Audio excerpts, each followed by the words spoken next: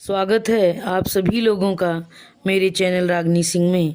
आइए सुनते हैं शिवानी जी की कहानी सती। कहानी सुनाने से पहले मैं ये कहना चाहती हूँ कि इस दुनिया में किसी का भी विश्वास एक दिन या घंटे में मिलने के बाद नहीं किया जा सकता है। तो चलिए शुरू करते हैं कहानी का पार्ट। गाड़ी ठसाठस भरी थी। स्टेशन पर तीर्थयात्रियों का उफान सा उमड़ रहा था। एक तो माघ की पुण्यतिथि में अर्धकुंभी का मेला, उस पर प्रयाग का स्टेशन। मैंने रिजर्वेशन स्लिप में अपना नाम ढूंढा और बड़ी तसल्ली से अन्य 3 नामों की सूची देखी। चलिए तीनों महिलाएं ही थीं। पुरुष सहयात्रियों के नासिका गर्जन से तो छुट्टी मिली। 2 महिलाएं आ चुकी थीं। एक, जैसा कि मैंने नाम से ही अनुमान लगा लिया था, महाराष्ट्री थीं और दूसरी पंजाबी। तीसरी मैं थी और चौथी अभी नहीं आई थी। मैं एक ही दिन के लिए बाहर जा रही थी, इसी से एक छोटा बटुआ ही साथ में था। आसपास बिखरे दोनों महिलाओं के भारी भरकम सूटकेस, स्टील के बक्स और मेरु पर्वत से ऊंचे ठसे कसे होल्ड डाल देखकर मैंने अपने को बहुत हल्का फुल्का अनुभव किया। वैसे भी मैं सोचती हूँ बक्स होल्डा लहीन यात्रा में जो सुख है वह अन्य किसी में नहीं। चटपट चढ़े और खटखट उतर गए। न कुलियों के हथेली पर धरे द्रव्य को अवज्ञापूर्ण दृष्टि से देखकर ये क्या दे रही हैं साहब कहने का भय, न सहयात्रियों के उपालंब की चिंता।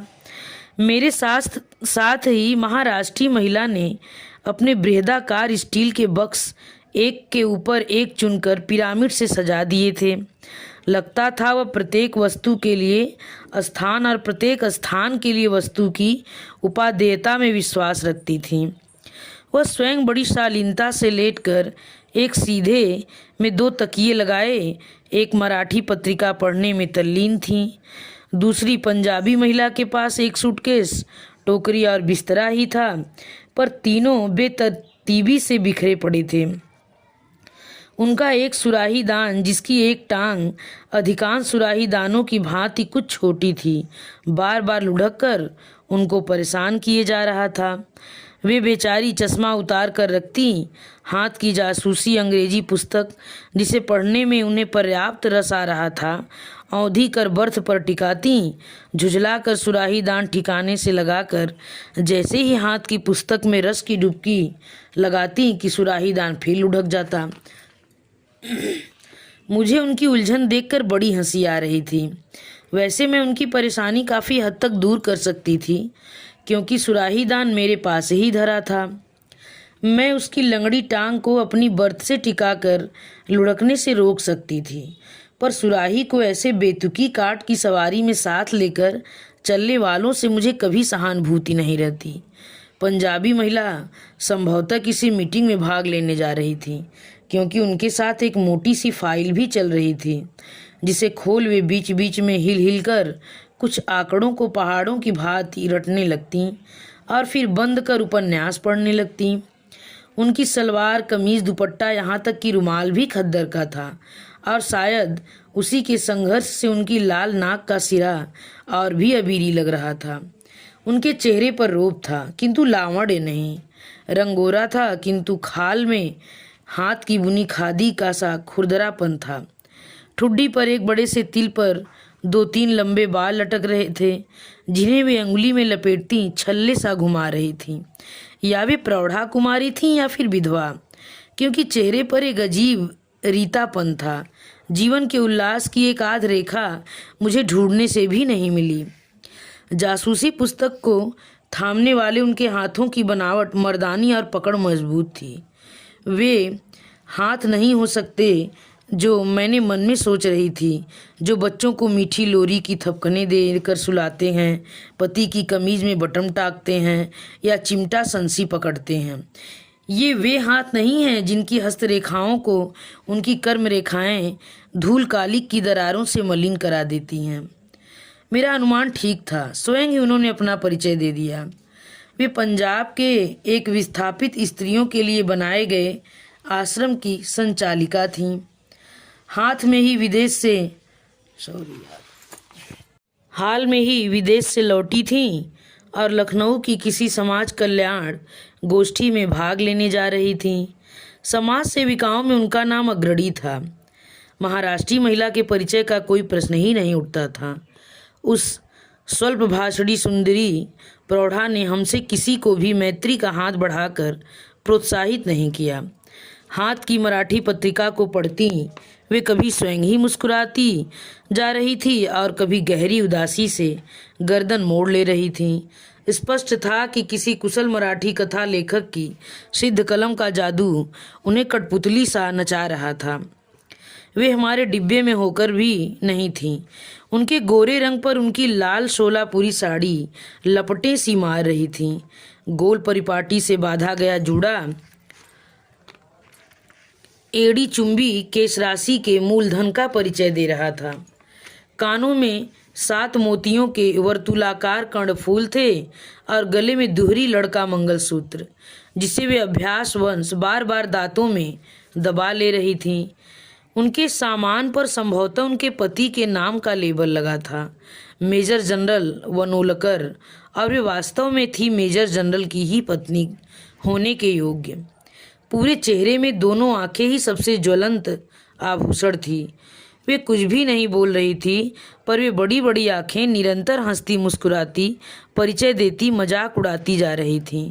कभी वे मुझसे देखती, कभी उस पंजाबी महिला को, पर आंखें चार होते ही बड़ी अवज्ञा से दृष्टि फेर मंगलसूत्र दांतों में दबा पत्रिका पढ़ने लगती। गाड़ी ने सीटी दी और ठीक इसी समय हमारे साथ की चौथी महिला ने डिब्बे में प्रवेश किया। गाड़ी मानो उन्हीं के लिए रुकी थी। डांट डपट की फुफकारें छोड़ती गाड़ी चली और उसी धक्के के साथ वे महिला फट से सीट पर लुढ़क पड़ी। उनके हाथ में बेत की बनी एक छोटी सी टोकरी थी और कांख में चौकोर बटुआ दबा था। उफ, लगता था गाड़ी छूट ही जाएगी। बाप रे बाप, कैसी दौड़ लगानी पड़ी। मैं उन्हें देखती ही रह गई। समाज सेविका ने जासूसी उपन्यास बंद कर दिया। मराठी मोनालिसा ने चश्मा उतार कर हाथ में ले लिया और बैठे गई। हम तीनों की ही दृष्टि उस चौथी पर आबद्ध हो गई। दोष हमारा नहीं था, वह चीज़ ही देखने लायक थी। हमारा घूरना उन्होंने भांप लिया। केम्बेन, बहुत लंबी हूँ ना मैं? वह हंसी। 6 foot 6.5 inch, to be exact, शायद भारत की सबसे लंबी नारी।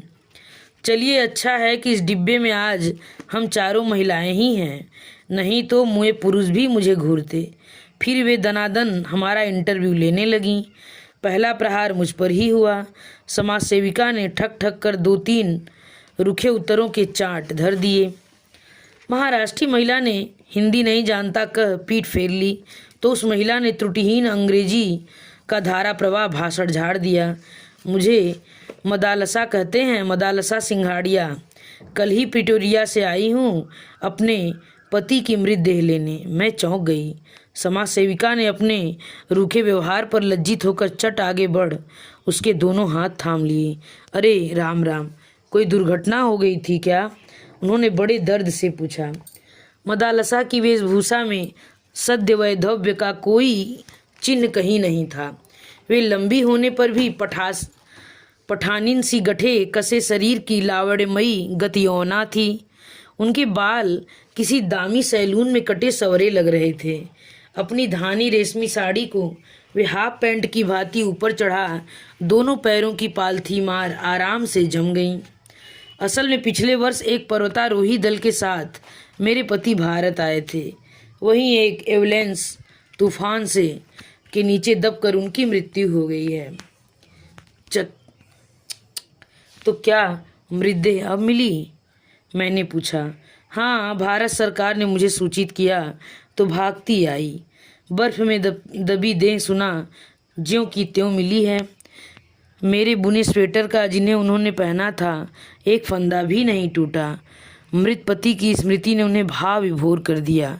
बटुए से सारा मर्दाना रुमाल निकाल वे कभी आंखें पोंछने लगी, कभी अपनी सुर्पनखा सी लंबी नाक। बेचारी करती भी क्या, कोई भी जनाना रुमाल उस नाक का अस्तित्व नहीं संभाल सकता था। अचानक हम तीनों को बेचारी मदालसा का 1 वर्ष पुराना वैधव्य एकदम ताज़ा लगने लगा था। तो क्या अब आपने हस्बैंड की डेड बॉडी लेकर पिटोरिया फ्लाई करेगा? महाराष्ट्री महिला ने पूछा। नहीं बेन। मदालसा सीट पर लेट गई तो लगा एक लंबे खजूर का कटा पेड़ ढह गया। एक लंबी सांस खींचकर उन्होंने कहा, मैं असल में सती होने भारत आई हूँ। हम तीनों को एक साथ अपने उस उत्तर का क्लोरोफार्म सूंघा। सती ने एकदम आंखें मूंद ली, जैसे वह चाह रही थी कि अब हम उन्हें शांति से पड़े रहने दें। ऐसा भी भला किसी ने सुना था इस युग में? सुस्पष्ट उच्चारण में अंग्रेजी बोलने वाली 6 फुट 1.5 इंच की यह काया कल बर्फ में दबी पति की 1 साल बासी लाश को छाती से लगा जल भूनकर राख हो जाएगी? नहीं, आपको ऐसी मूर्खता करने का कोई अधिकार नहीं है। यह एक अपराध है कि आप यह नहीं जानती? खादीधारी महिला उठकर मदालसा के सिरहाने बैठी ऐसी गंभीर भाषण की गोलाबारी झाड़ने लगी जैसे चिता सचमुच प्रज्वलित हो चुकी है और सती लपटों में कूदने को तत्पर हैं।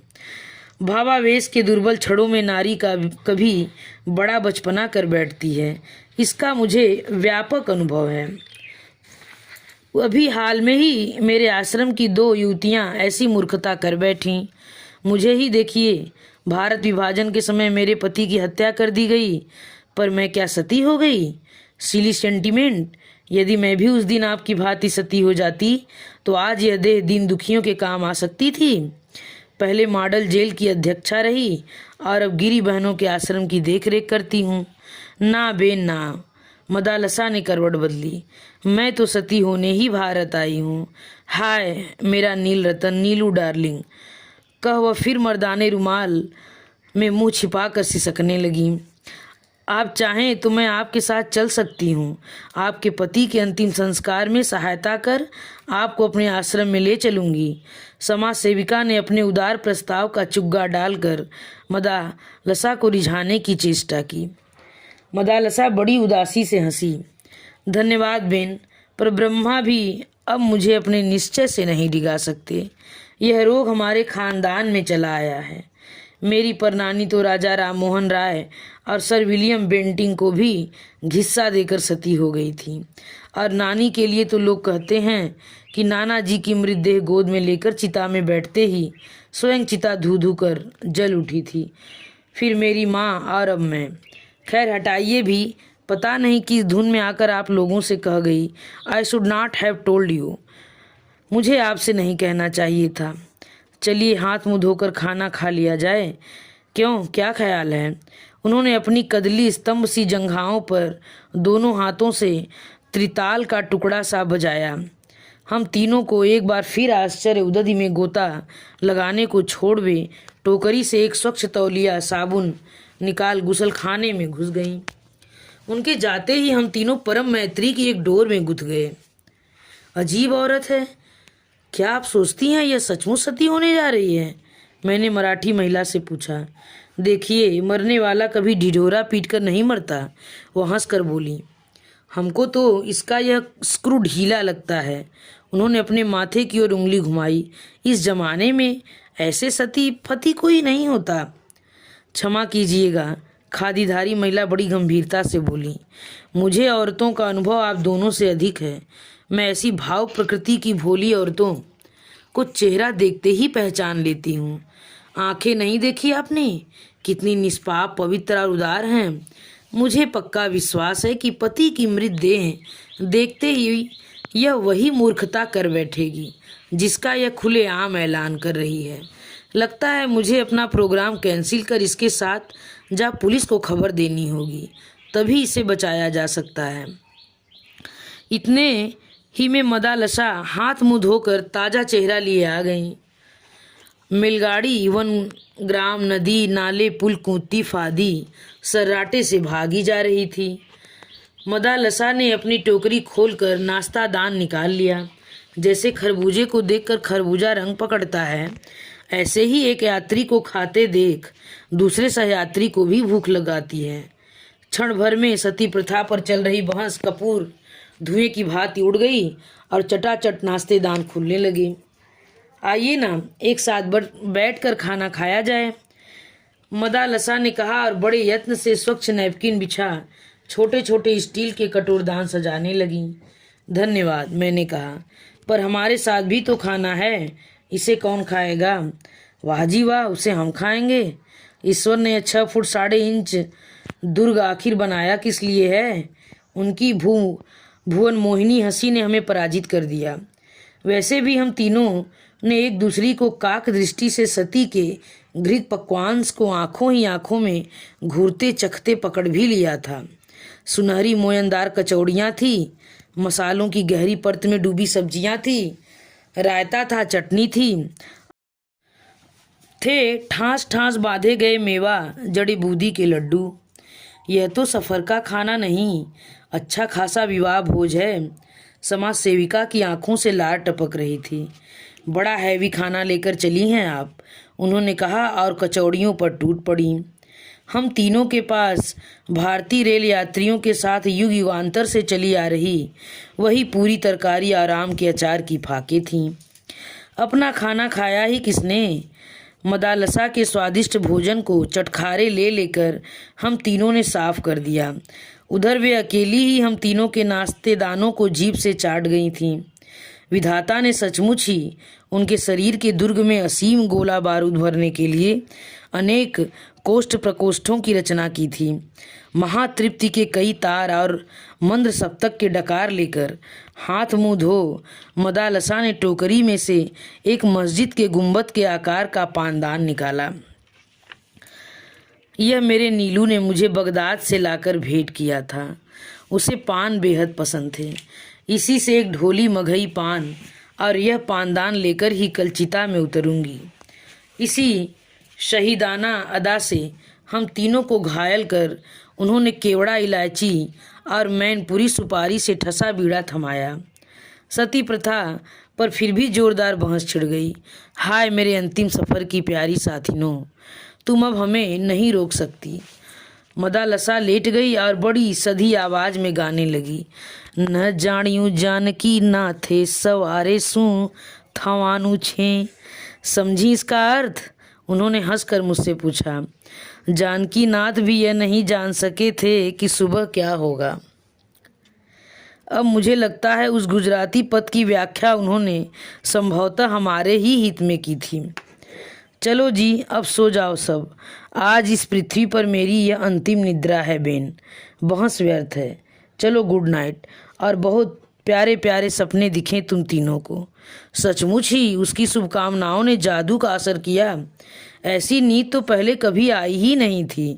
और सपने, कभी लगता जगमगाते आभूषणों के ढेर में गोते खा रही हूँ, हीरे के हारों से गर्दन टूटी जा रही है, बाजूबंद अंगूठियों के भार से हड्डियाँ खिसकी जा रही हैं। और साड़ियाँ, क्या क्या रंग है, कैसा चिकना रेशम। साड़ियों के विशाल उदधि में रंगीन कीमती साड़ियों की तरंगे रह रहकर उठ रही हैं। इससे प्यारे सपने और क्या दिख सकते थे? पर सपनों का अंत भी समुद्र के ज्वार भाटे की ही भांति हुआ। वास्तविकता की अंतिम तरंग ने पटाख से हम तीनों को धोबी पछाड़ दी। आंखें खोली तो सती गायब थीं। हाय मेरे स्टील का बक्स! मिसेज बनोलकर बर्थ से उतरते ही लड़खड़ा गईं। उसमें तो मेरे विवाह का जड़ाऊ सेट था। लगता है वह सती की बच्ची हमें कुछ विष खिला गई। सिर फटा जा रहा है। उनका गला भर्रा गया। हाँ, ठीक ही तो कह रही थी। मुझे कोई जैसे सावन के झूले की ऊंची ऊंची पेंगे दे रहा था। पूरा डिब्बा गोल गोल घूम रहा था। पंखे के चारों ओर बल्ब, बल्ब के चारों ओर छत और छत के इर्द गिर्द कई रेशमी साड़ियाँ और भारी भारी आभूषण पहने स्वयं में लट्टू सी घूम रही थी। कभी जी में आ रहा था जोर जोर से हंसूं, कभी दहाड़े मारकर रोने को तड़प रही थी। बहुत पहले एक बार भाभी ने भंग खिलाकर ऐसी ही व्यवस्था कर दी थी। सुन गया है कि कुरमुत्तों को पीसकर बनाया गया विष भी ऐसे मीठे सपने दिखाता है। उनको खाते ही गहरी नींद आ जाती है, जो कभी कभी दिनों तक नहीं टूटती। मीठे सपने दिखा सजग मनुष्य को अर्धविक्षिप्त सा कर देने वाला यह अवश्य ही विष होगा। समाज सेविका दोनों हाथों से सिर थामे बिलख ही रही थी। हाय, मैं तो लूट गई। मेरे सूटकेस में आश्रम का 10,000 रुपया था और मैं सहसा गोल गोल घूमते रेल के डिब्बों में गोल घूमते मेरे दिमाग ने मुझे सूचित किया, तुम्हारा बटुआ ले गई बटुआ। और ले भी क्या जाती, सामान तो कुछ था नहीं, 55 रुपये और एक फर्स्ट क्लास की वापसी की टिकट। सती की चिता में मैं ही यह सामान्य सी घृताहुति दे पाई। चेन खींचकर गाड़ी रोकी गई। सचमुच ही आज समाज सेविका को पुलिस को खबर देनी पड़ी, पर सती को बचाने नहीं, पकड़वाने के लिए। वह मिल जाती तो शायद हम तीनों स्वयं उसकी चिता चुनकर उसे झोंक देती। पर कहना व्यर्थ है, आज तक पुलिस उस सती मैया के फूल नहीं चुन पाई। इसी के साथ यह कहानी समाप्त होती है। धन्यवाद। यह कहानी आप लोगों को कैसी लगी कमेंट बॉक्स में लिखकर ज़रूर बताइए।